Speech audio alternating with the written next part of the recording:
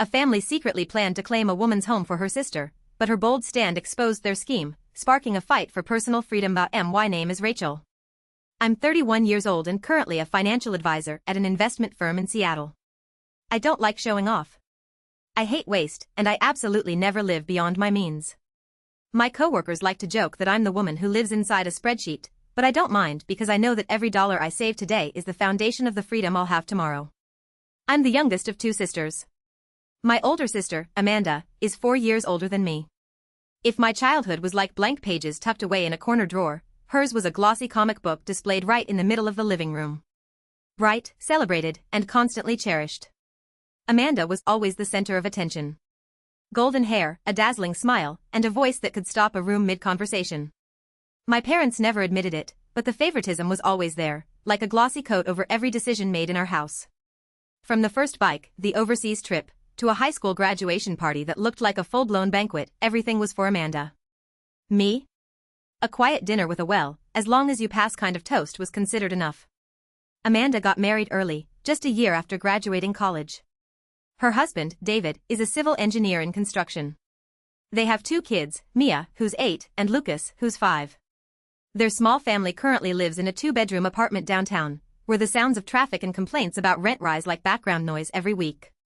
At family gatherings, Amanda often complains that she's exhausted from juggling everything, that the kids don't have enough space to grow, and that Seattle is slowly swallowing their whole life. I never compare, but sometimes the contrast is just too stark to ignore.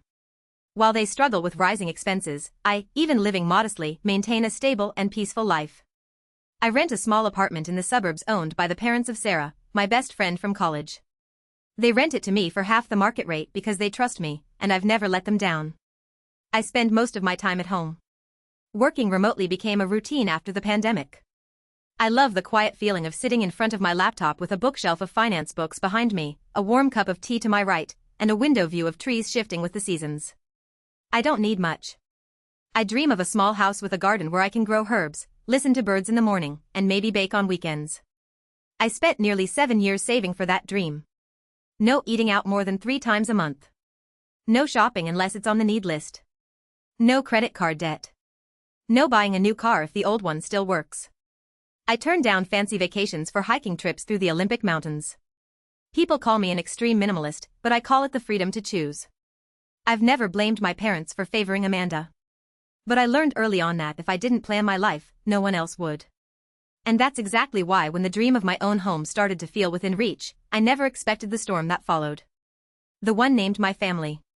Last week, after reviewing the balances in my 3 savings accounts, housing, investment, and emergency, I knew I was ready. Not maybe another year would be better ready, but truly ready. Enough for a down payment, enough for the fees, and enough to cover the mortgage for years to come without sacrificing my way of living. That evening, I went to my parents' house for dinner as usual, a Sunday gathering with barbecue, garlic bread, and conversations that usually revolved around the kids' school, gas prices, or the latest issue Amanda had with her washing machine. I wasn't planning to say anything. The plan was to stay quiet, finalize everything, and then share. But as I scrolled through property listings while waiting for dessert, an image popped up.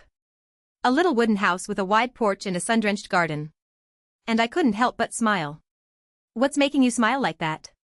Amanda asked, setting her orange juice down. I looked up, hesitated, then decided to be honest. "I'm house hunting, planning to buy next month." Silence, as if I just admitted I had a secret life in Alaska. My mom set her fork down with a deliberate sound. "Buying a house by yourself?" "Yes. I've been planning this for a long time. I want somewhere peaceful, close to nature, not too far from the city, but away from all the honking and traffic." My dad raised an eyebrow. Amanda stared at me like I'd just announced I was buying a spaceship. "Rachel," my mom said in that voice that sounded like concern but felt like a command, "you can't just think about yourself like this. Buying a house is a big deal. You should have at least talked to us first." I kept calm. "Mom, I've been saving for 7 years. It's my money. I didn't borrow from anyone. I'm not in debt." Amanda jumped in, her voice a bit louder than usual. "I'm not saying you can't buy a house, but you need to think ahead. A house should have space for others, not just for living alone forever." "And who exactly are the others here?" I asked, half joking. No one answered, but the exchanged glances between my mom and Amanda made me uneasy. The next night, As I was preparing financial documents for the mortgage application, I got a text from my mom. I just spoke with Miss Linda at church. There's a beautiful house in Pinewood. 4 bedrooms, 3 baths, big backyard for the kids to run around. I'll send you the link. Then came a flood of messages from Amanda. You have to check this one out.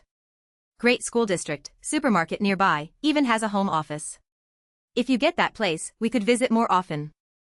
I looked at the giant living room, the hotel-like kitchen with 2 refrigerators, and sighed. Thanks, but I'm looking for something smaller and quieter.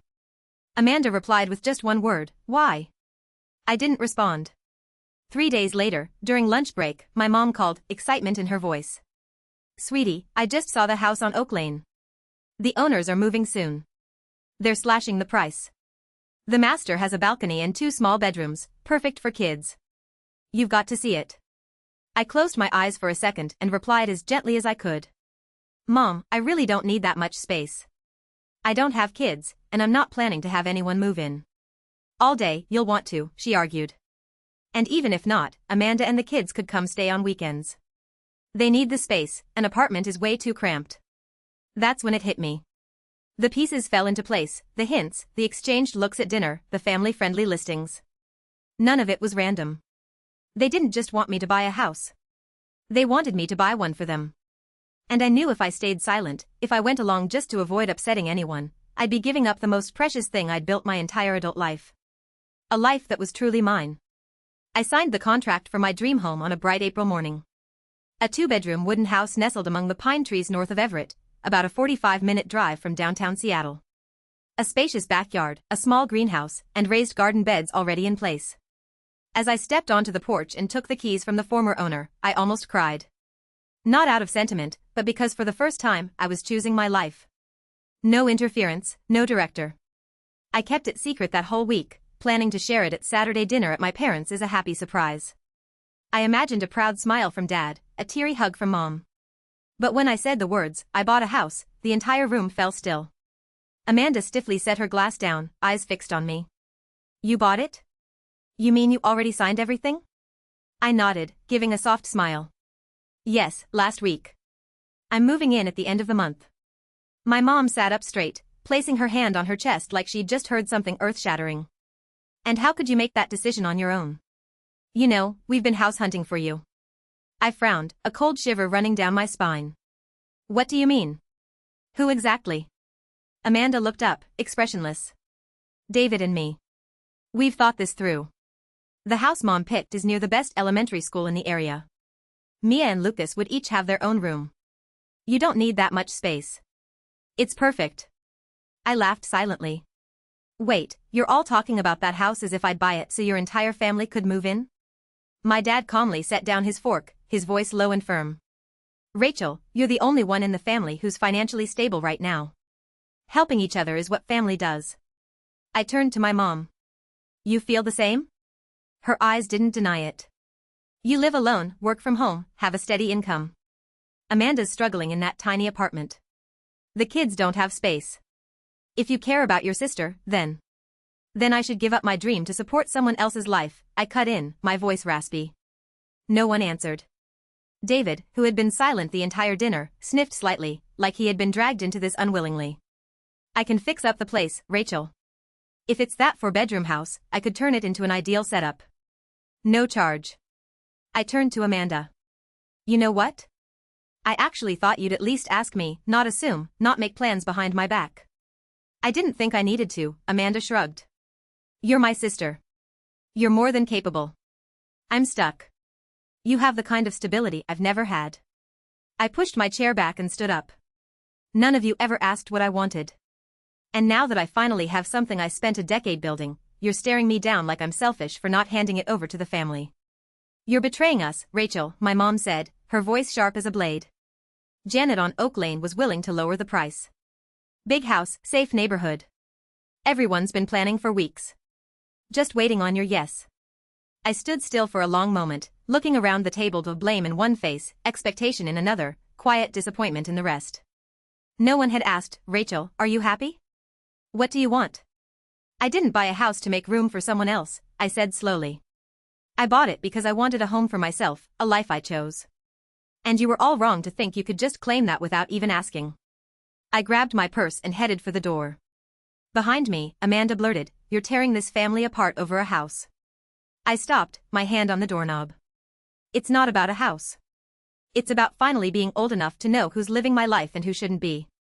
I opened the door and stepped outside without looking back.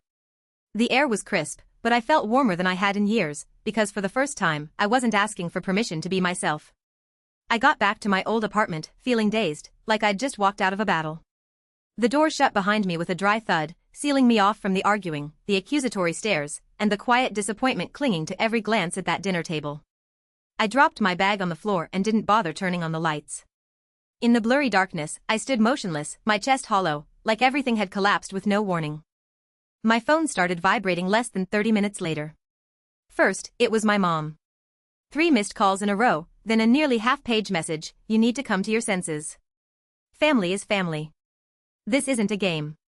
Don't let your pride ruin everything." Then my dad, "Call me now." I set the phone on the table without replying. The screen kept lighting up like a constant reminder that I had disrupted their version of normal. But really, what was normal? Me always being the backup plan for someone else's life. I turned on the light.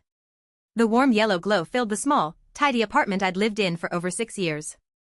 The affordable place offered through the kindness of my best friend's parents. I used to see it as a refuge. Now it felt like a waiting room before the next chapter. The phone wouldn't stop. Now it was a text from Amanda, "Are you really this heartless? My kids didn't do anything wrong. I thought you understood. Turns out you only live for yourself." I leaned back in my chair, a quiet anger rising in me. They called me selfish. They said buying a small home with my own effort and discipline was a betrayal. But in all those years, had anyone ever asked what I wanted? Had anyone ever paused long enough to see how I'd lived or what I'd sacrificed? At 11, Amanda got sent to jazz dance classes. I got enrolled in evening math tutoring because you're good at it. Don't fall behind. At 17, Amanda got a brand new Jeep for college. I got Dad's old Civic with a pat on the back and it still runs. Don't be picky. At 20, she studied out of state, fully funded by our parents. I worked 30 hours a week just to afford community college. And now, when I've finally built something for myself, they see it as something they can just take to help the one they've always favored. The screen lit up again, this time from Aunt Patricia, my mom's sister. "Rachel, I heard what happened. Your mom is heartbroken. Don't destroy your family over a moment of rebellion." Then from Aunt Clara, "You know, when you were little, your mom always said you were the most stubborn, but being too stubborn only makes you lonely." I started feeling suffocated. Loneliness wasn't half as terrifying as being surrounded by people who thought they had the right to dictate your life. I turned off my phone. For the first time in years, I knew I needed a night where no one could reach me. No familiar voices, no silent accusations, no guilt quietly planted in every word. The next morning, I got up early, brewed coffee, and watched the sunlight stream through the window. The decision was clear. I would move into my new home within 2 weeks. I wouldn't share the address with anyone except my lawyer, the moving company, and the 3 closest friends who had never judged, only listened and supported. I scheduled the internet transfer, paid the moving team's deposit, and set daily reminders to pack one item, one book, one small dream I'd once tucked into a drawer at a time. That evening, I got an anonymous email titled, "Family Shouldn't Be Abandoned Over Money." I didn't need to read it to know who wrote it. I just opened my laptop and replied, "It's not about money. It's about not making space in my life for people who don't respect boundaries." I hit send and closed my computer. That night, I slept better than I had in a year. I moved on a cool Monday morning. The moving truck arrived on time, as professional as the reviews had said. I'd picked a weekday on purpose. Everyone in the family would be busy with work or the kids' schedules. No one would have time to follow. Even though I had changed my phone number, deleted my social media, and redirected all mail to the new place, I still felt the need for absolute silence. I wasn't afraid they'd come looking. I just didn't want any of them in my space anymore. The small house on the tree-lined street in the town of Monroe, about an hour from Seattle, was the first place I ever walked into and felt a deep sigh of relief. No one asking who I planned to move in. No one checking if the living room was big enough for family parties. Just the sound of wind through the maple trees, sunlight falling across the hardwood floor, and the warm scent of pine in every breath. I spent the first week unpacking, cleaning, and arranging things exactly how I wanted. No one stopped me from painting the office olive green. No one told me not to waste money on a tomato trellis in the backyard. And for the first time, I bought myself a patio set just for morning tea. No excuse for guests. I joined a local gardening club just days after moving in. The first meetup was at Emma's house, a kind woman in her 50s with a blooming lavender garden and a gentle smile. No one asked where I came from. They only cared what I was growing, whether I'd pruned roses before, and if I was interested in swapping seeds.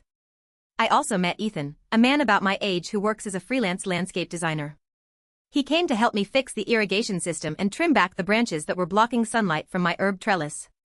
We didn't talk much about family, and that strangely felt like a relief. Amid conversations about soil, sunlight, and how to keep rabbits away, I found myself slowly opening up again, naturally, without pressure.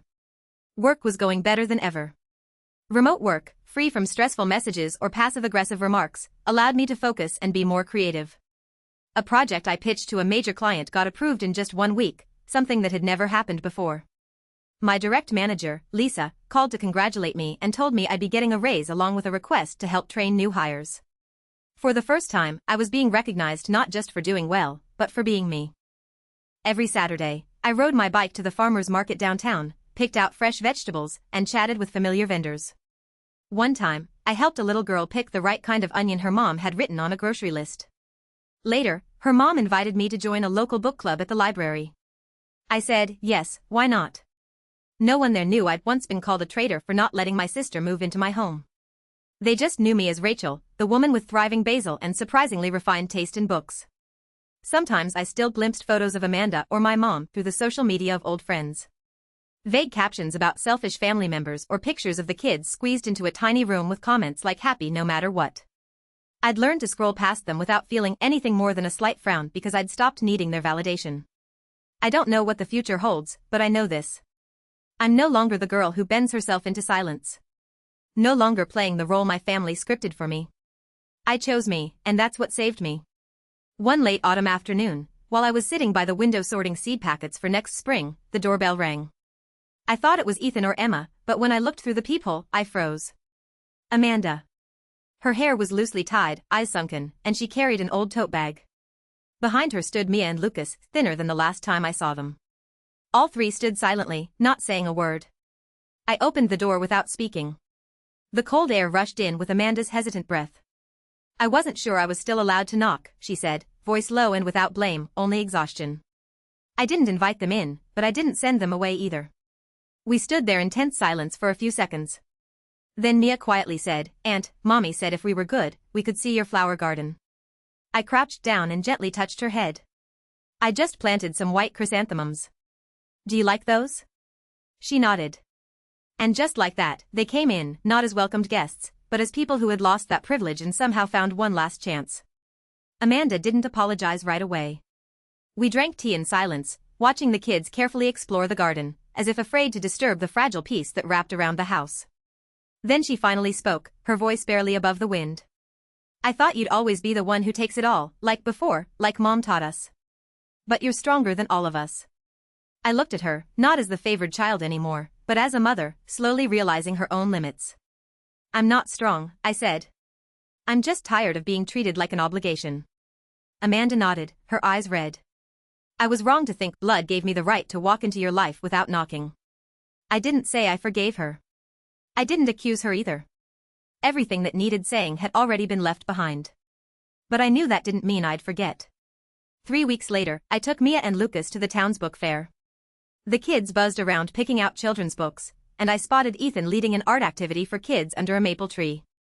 Lucas ran up, asking for watercolor paints, and Mia sat down like the place had always been hers.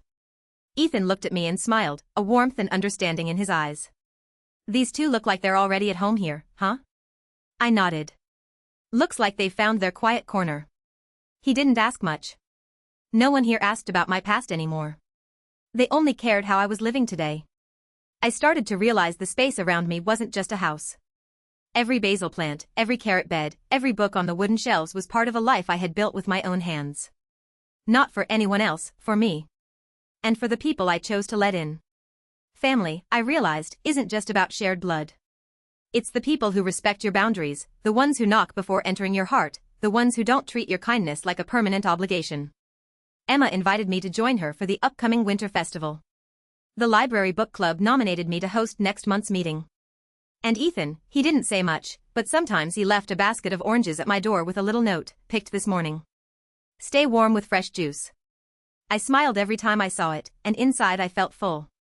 One evening, while I was finishing up a financial plan for a client, my phone lit up with a message from Amanda. I'm looking for a new job. Not asking anything from you. Just wanted to say, I'm managing on my own now. Thank you for not slamming the door shut. I didn't reply right away. I simply looked up out into the garden under the gentle moonlight. Peace no longer felt like a luxury. It was a result of choice. And I knew I had chosen well.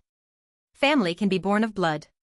But sometimes the deepest, most lasting relationships are nurtured through choice, respect, and kindness. A week later, I received an email from HR. We're reviewing candidates for the new financial training program. One applicant, Amanda Carter, included a reference letter stating she'd been guided by an independent advisor during her career shift. That advisor is you. I froze. I had no idea Amanda had taken that much initiative. What surprised me even more, she had quoted something I once wrote on my professional blog: everyone deserves a fresh start, but you have to take that first step on your own. Amanda hadn't reached out asking for help. She didn't ask me to put in a good word. She chose a different path, quietly showing she was changing through action, not words. That evening, returning from book club, I spotted a small note clipped to my wooden fence. Aunt Rachel, I helped Mom write her resume. I think she's trying really hard, just like you. She still doesn't drink ginger tea the right way, but I'm teaching her. P.S. Did you plant more purple chrysanthemums? It was Mia's handwriting. Messy, heartfelt, and enough to make my chest tighten. I sat down on the front steps, watching the leaves sway in the early winter wind. I didn't cry, but something inside me softened, like ice touched by the first spring sun after a long, bitter season. None of us are perfect, but we're learning to grow. Not to meet someone else's expectations, but because we want to become better versions of ourselves. 3 weeks later, Amanda officially joined the internal training program. She walked into the same building where I worked, not as Rachel's sister, but as herself. And for the first time, I saw her nod toward me in the lobby, a silent acknowledgement that seemed to say, "Thank you for teaching me to knock before trying to walk back into your life." That night, Ethan stopped by with a basket of oranges and a few sprigs of dried rosemary. No note, no explanation, just the quiet presence of someone who didn't need to know my past, but was always there when I was ready to share. I placed the basket on the table, brewed a pot of tea, and opened the window. The scent of soil, wind, and fresh basil from the garden wrapped itself into every breath I took. I don't know what lies ahead, but this I know for sure. I no longer live to please others.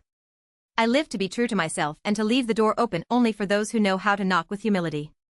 Because sometimes the most beautiful endings aren't reunions or farewells, but the quiet moment when you can finally look someone in the eye, even from a distance, and feel nothing but peace.